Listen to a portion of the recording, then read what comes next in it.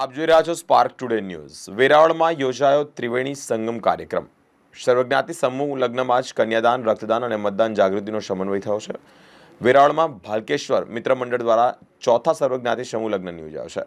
માતા પિતા કે વાલી વગરની દીકરીઓના આ સમૂહ લગ્ન છે, જેમાં 34 યુગલોએ પ્રભુતામાં પગલાં માંડ્યા છે। સમૂહ લગ્નમાં જિલ્લા ચૂંટણી અધિકારી દિગ્વિજયસિંહ જાડેજાએ યુગલો, જાનૈયાઓ, માંડવિયા અને મહેમાનોને જ મતદાનના શપથ પણ લેવડાવ્યા છે। સાથે સાથે રેડક્રોસ સોસાયટી દ્વારા સમૂહ લગ્નમાં રક્તદાન કેમ્પ પણ યોજાયો છે। વેરાવળ શહેરની બાજુમાં ભગવાન ભાલકેશ્વર ભાલકા તીર્થના સાનિધ્યમાં શ્રી ભગવાનભાઈ ભીમાભાઈ સોલંકીના ભાલકેશ્વર રિસોર્ટ એન્ડ વિલાની અંદર અમારો આ ચોથો સર્વજ્ઞાતીય માતા પિતા અથવા બંને ન હોય તેવી દીકરીઓનો લગ્નનો આ સમારોહ છે। આ સમારોહની અંદર આજે લગ્ન તો અમે 3 વાર પૂરા કર્યા, ચોથી વારે કરશું, પણ એમાં આજે 2 વસ્તુ વધારે મળી છે, એટલે કે 3 વસ્તુનો ત્રિવેણી સંગમ થયો છે। વેદોક્ત વિધિ વિધાનથી જેના વાલીઓ નથી તેવી કન્યાઓના મંગલ ફેરા, એની સાથે ચૂંટણીના પર્વની અંદર સાજન, માજન, વર, કન્યા, બ્રાહ્મણો તથા આશીર્વચન આપવા માટે પધારેલા આહિર સમાજના અગ્રણીઓ સર્વે બધા સાથે મળી અને આજે ભગવાન ભાલકેશ્વરના સાનિધ્યમાં એ વચન લેશું કે મતદાન અચૂક કરવું અને આજુબાજુમાં રહેતા દરેક વ્યક્તિને આળસ આવતી હોય તો એને ઊભા કરીને મતદાન કરવા મોકલશું। આ અમે વચન લઈએ છીએ।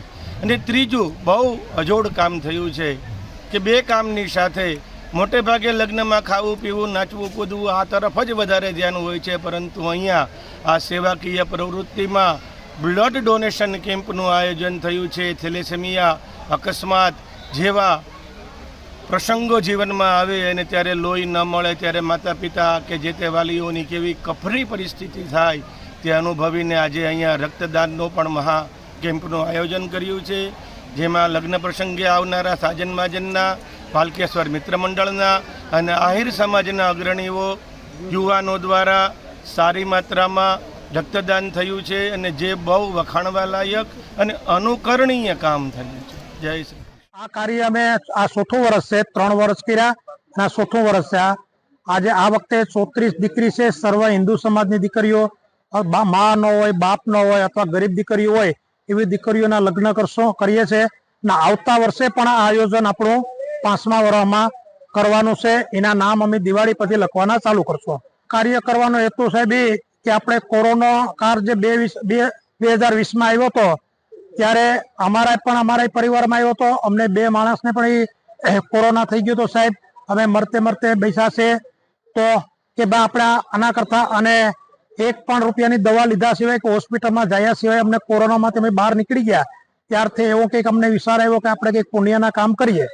તો સાહેબ આવો વિચાર આવ્યો કે મેં એક ઘર બનાવ્યું હતું, તો ઘરની અંદર વાસ્તુ કરીએ તો 5000 માણસ 4000 જમાડીએ, એના કરતાં આપણે કંઈક 10-11 દીકરીને પરણાવી અને આપણે આવું કંઈક એનું પણ કામ થાય અને આપણે એક પુણ્યનું કામ લઈએ। ત્યારનું ચાલુ કર્યું છે, તો કુદરતની દયાથી હજી ચાલુ છે અને આ વખતે સાથે સાથે અમે બ્લડ ડોનેશનનો કેમ્પ કર્યો છે અને આવતા વર્ષે પણ આયોજન કરશું અને અમને આ આયોજન કરી અને ખૂબ આનંદ મળે છે।